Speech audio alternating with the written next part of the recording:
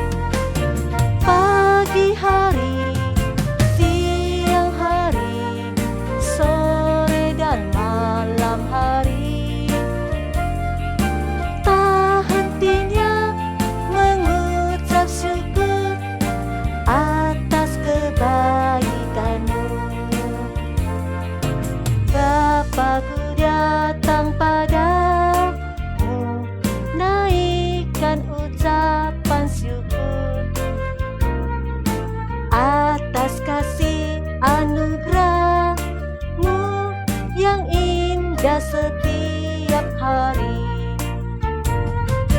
pagi hari, siang hari, sore dan malam hari, tak hentinya mengucap syukur atas kebaikan-Mu. Tak hentinya mengucap syukur atas kebaikan-Mu. Ya, mari kita bersatu dalam doa.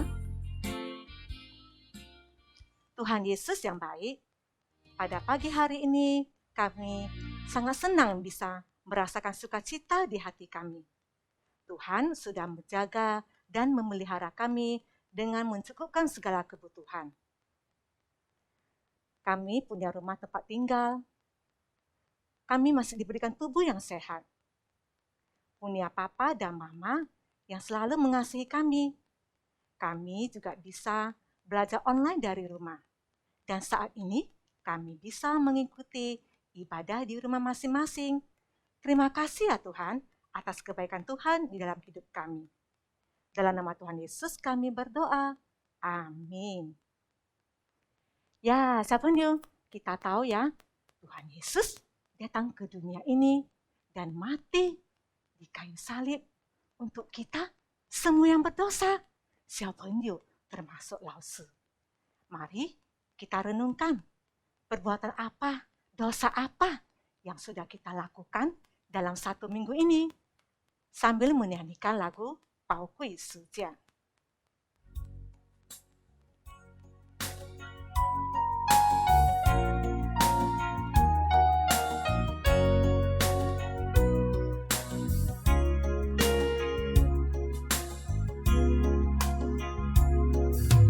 Tuhan Yesus, 我感谢你的身体为我而生，带我从黑暗进入光明国度，使我再次能看见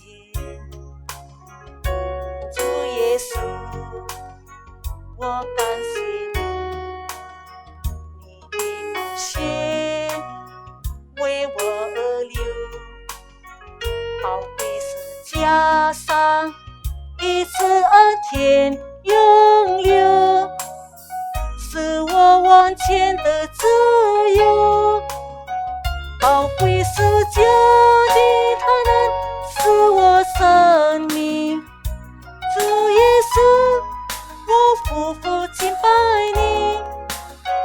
宝贵是家的救恩，是你所立的约，你的爱永远不会改变。Kita berdoa ya sama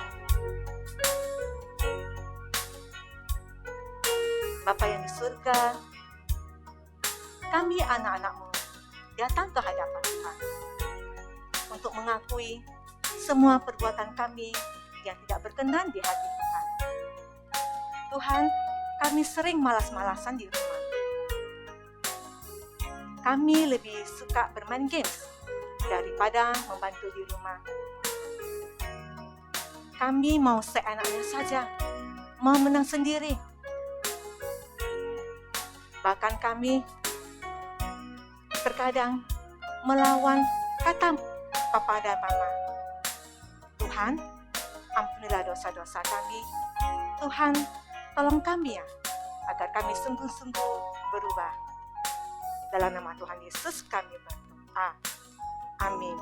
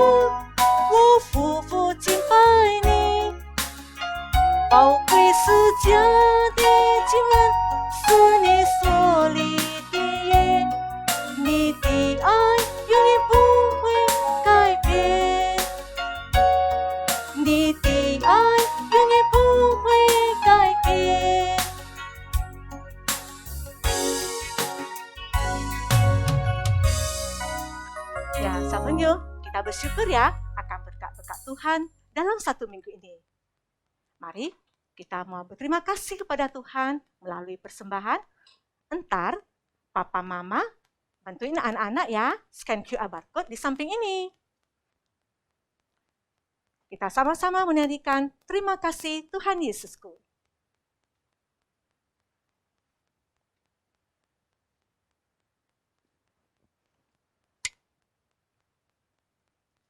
Anak-anak semua ikut nyanyi ya.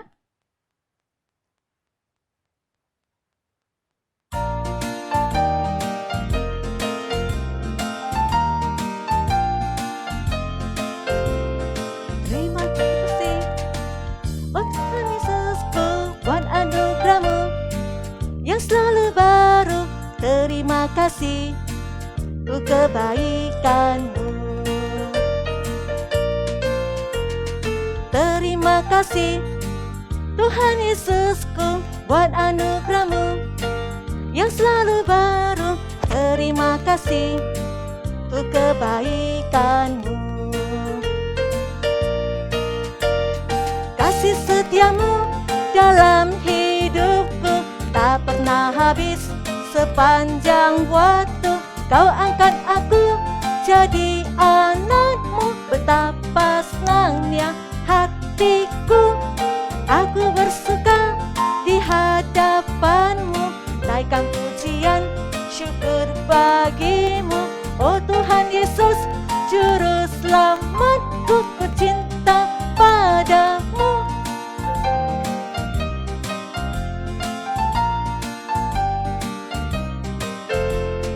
Terima kasih Tuhan Yesusku buat anugerah-Mu yang selalu baru. Terima kasih untuk kebaikan-Mu. Terima kasih Tuhan Yesusku buat anugerah-Mu yang selalu baru. Terima kasih untuk kebaikan-Mu. Kasih setia-Mu dalam hidupku tak pernah habis. Sepanjang waktu kau angkat aku jadi anakmu. Betapa senangnya hatiku, aku bersuka di hadapanmu. Naikkan pujian syukur bagimu, oh Tuhan Yesus Juru Selamatku. Ku cinta padamu, ku cinta padamu. Ya, sekarang kita berdoa ya. Kita mau berdoa untuk persembahan. Tuhan Yesus, terima kasih saat ini kami memberikan persembahan. Tuhan, pakailah persembahan dari kami ini untuk lebih memperluas kerajaan Tuhan. Terima kasih Tuhan sudah memberkati Papa Mama untuk kami semua. Dalam nama Tuhan Yesus kami berdoa. Amin. Ya, Savandil, sekarang tiba saatnya kita mau mendengar firman Tuhan. Semuanya duduk dengan bagus dan konsentrasi ya.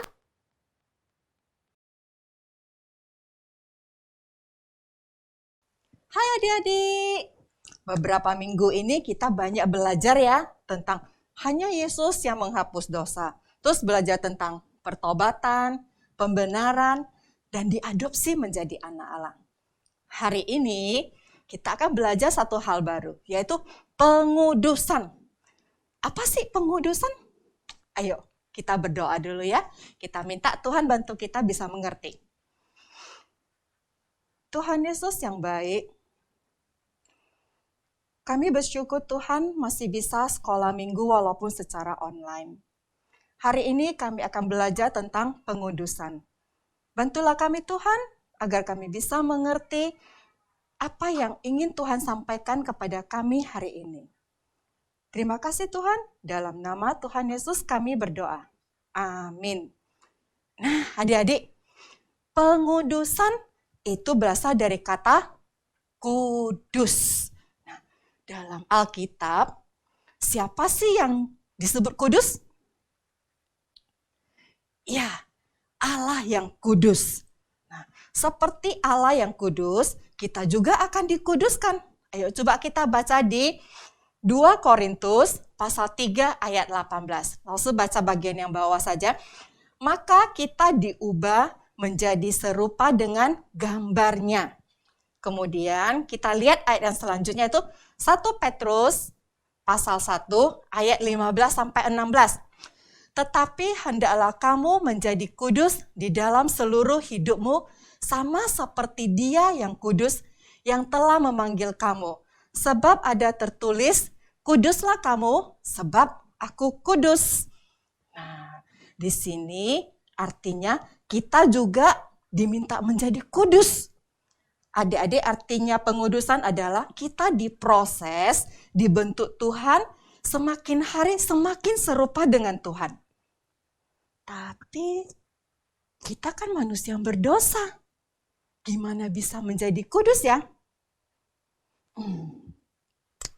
Seumpama botol ini adalah kita. Kemudian air ini adalah Allah. Pada awalnya kita belum mengenal Allah. Kita hidup jauh dari Allah. Kita melakukan apa yang kita suka. Makanya kita banyak dosa. Nah, kemudian kita mendengar tentang Allah yang maha kuasa. Allah yang sangat penuh kasih. Tuhan Yesus yang rela mati disalib untuk menyelamatkan kita dari maut. Kemudian kita mulai mendekat kepada Allah. Kita mau mengenal Allah. Saat kita menerima Tuhan Yesus menjadi juru selamat kita, kita seperti lompat ke dalam Allah. Kita bertobat, kita berbalik dari dosa-dosa kita percaya hanya Yesus yang bisa menyelamatkan kita dari dosa. Kita semakin ingin punya relasi dengan Allah dan kita terus bersama dengan Allah. Kita belajar menjadi murid Tuhan Yesus, kita menjauhi dosa, kita mau hidup baru, hidup di dalam Allah, kemudian Roh Kudus pun masuk ke dalam diri kita. Roh Kudus mengubah kita dari awalnya yang hidup di dalam dosa, menjadi semakin mengenal Allah dan semakin serupa dengan Allah. Roh Kudus terus bekerja di dalam diri kita. Semakin lama, semakin kita menjadi murid Tuhan Yesus, kita semakin mengenal Allah. Roh Kudus menolong kita supaya tahu apa yang Allah inginkan dalam hidup kita. Supaya kita bisa mengenal Allah, kita bisa hidup di dalam Allah. Nah, adik-adik, coba lihat botol ini. Botol ini tetap bentuknya seperti botol kan? Tidak berubah menjadi gelas ataupun piring. Tetap bentuknya seperti botol. Tapi ada yang berubah dari botol ini, adik-adik. Botol ini awalnya kosong, sekarang menjadi berisi. Berisi dengan air. Begitu juga dengan kita, adik-adik. Bentuk kita tidak berubah. Setelah kita menerima Tuhan Yesus, percaya pada Tuhan Yesus, bentuk kita tidak berubah, wajah kita tidak berubah, tidak menjadi superhero ataupun menjadi orang lain. Tetap sama, tapi ada satu yang berubah, yaitu ada Roh Kudus di dalam diri kita yang mengubah kita, yang mengajar kita supaya kita semakin serupa dengan Tuhan.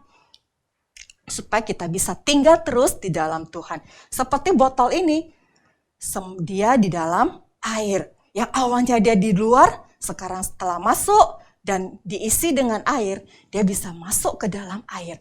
Begitu juga dengan kita. Setelah ada Roh Kudus di dalam diri kita, kita bisa masuk, tinggal, dan menjadi anak Allah.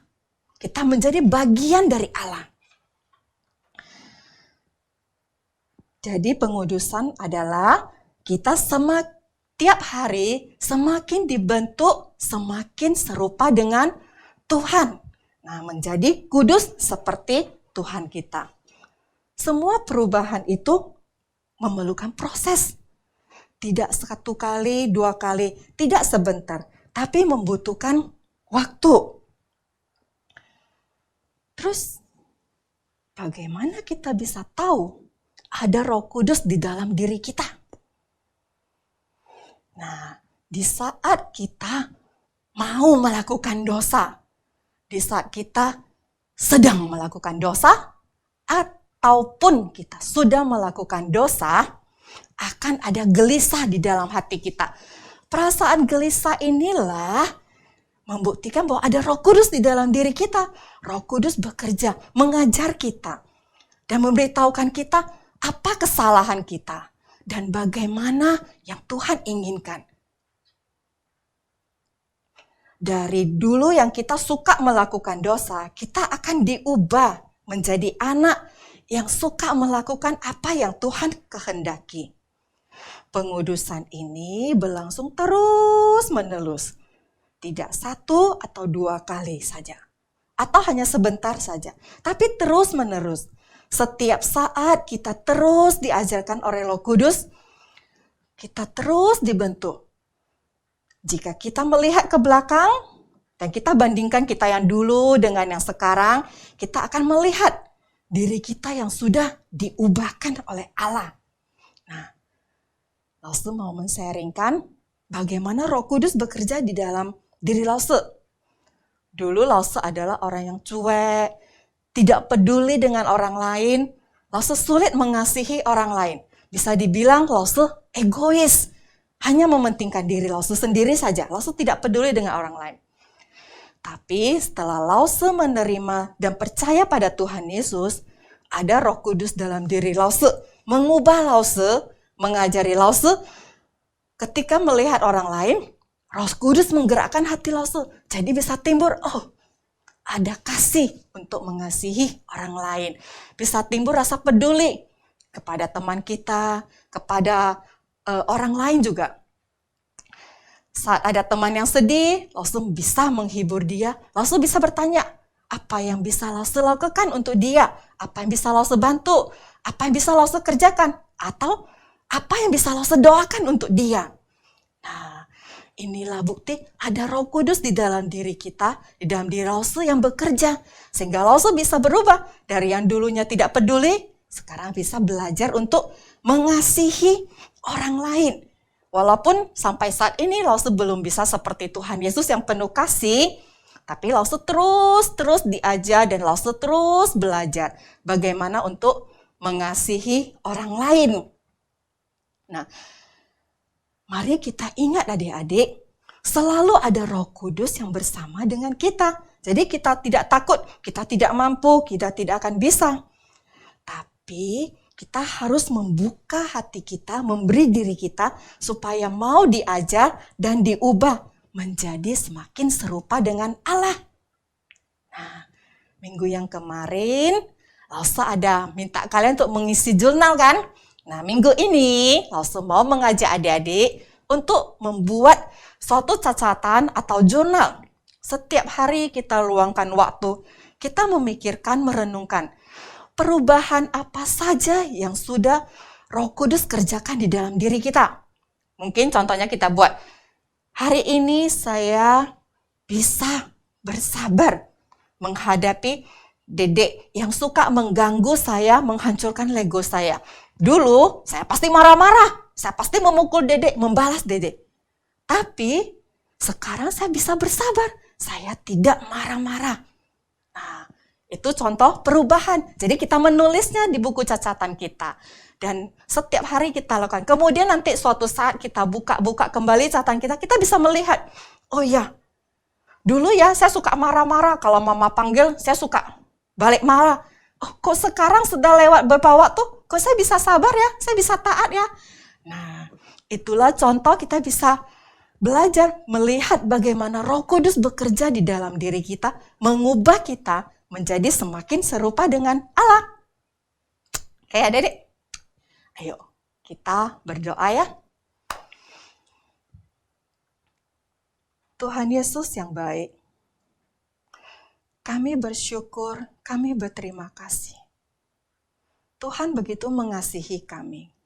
Tuhan mengajari kami bagaimana bisa untuk menjadi serupa dengan Tuhan. Jika saat ini masih belum ada Roh Kudus di dalam diri kami, mohon Tuhan, bantulah kami agar kami bisa mengenali ada Roh Kudus di dalam diri kami. Kami mau diajar Tuhan. Kami mau berubah menjadi serupa dengan Tuhan. Jika kami kurang peka, kurang bisa mendengar, bantulah kami Tuhan, bisa mendengar apa yang Tuhan ingin kami kerjakan. Kami bisa tahu apa yang Tuhan kehendaki bagi kami. Terima kasih Tuhan. Dalam nama Tuhan Yesus kami berdoa. Kita tutup kebaktian kita dengan doa Bapa kami. Bapa kami yang di surga, dikuduskanlah namamu, datanglah kerajaanmu, jadilah kehendakmu di bumi seperti di surga. Berikanlah kami pada hari ini makanan kami yang secukupnya, dan ampunilah kami akan kesalahan kami, seperti kami sudah mengampuni orang yang bersalah kepada kami. Dan janganlah membawa kami ke dalam pencobaan. Lepaskanlah kami daripada yang jahat.